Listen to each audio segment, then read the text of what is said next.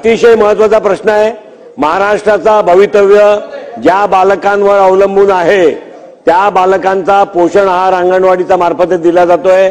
आपण आज या सभागृहामध्ये 8 रुपयामध्ये अंगणवाडीतल्या त्या बालकांना पोषण आहार काय मिळतो आणि त्या बालकांना आपण 8 रुपये देतोय, हे वाढवणार का? पहिला प्रश्न।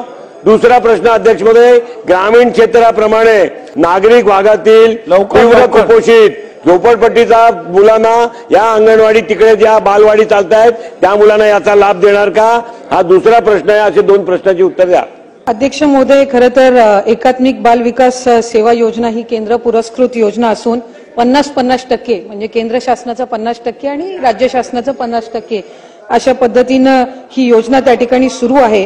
आणि आम्ही राज्य शासनाने जानेवारी महिन्यामध्ये झालेल्या ज्या प्रशिक्षण शिबिर आणि जी महिला व बाल विकास विभागाची केंद्र स्तरावरची बैठक आहे त्यामध्ये सुद्धा 10 ते 12 रुपये त्या ठिकाणी त्यांनी करण्यात यावे, म्हणजे 8 रुपयेवरनं त्यांनी किमान 4 रुपये तरी वाढवण्यात यावे असं प्रस्तावित केलेलं आहे, ज्याला सकारात्मक प्रतिसाद हा त्या ठिकाणी देण्यात आलेला आहे। आणि दुसरा प्रश्न जो त्यांनी विचारला की जसं ग्राम बाल विकास केंद्र आहे त्याच धर्तीवर नागरी भागातील अतितीव्र कुपोषित बालकांकरता नागरी बाल विकास केंद्र सुरू करण्याचाही निर्णय हा विभागाने घेतलेला आहे आणि प्रत्यक्षात त्याची सुरुवात ही झालेली आहे। प्रश्न स्पेसिफिक आहे, त्यांनी विचारलाय की केंद्राकडनं वाढीव रकमेला मान्यता मिळेल तोपर्यंत राज्य शासन अधिक पैसे देईल का, याचा स्पेसिफिक प्रश्न आहे।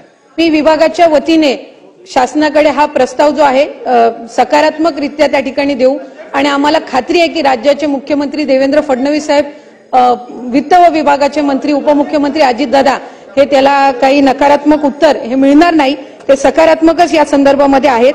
आणि नागरी बाल विकास केंद्राच्या अंगणवाडी सेविकांची 3 स्तरीय ट्रेनिंग सुद्धा झालेली आहे आणि पुढच्या कालावधीमध्ये नागरी विकास बाल केंद्र जे आहेत ते आपल्याला अधिक गतिशील पद्धतीने पाहायला मिळतील।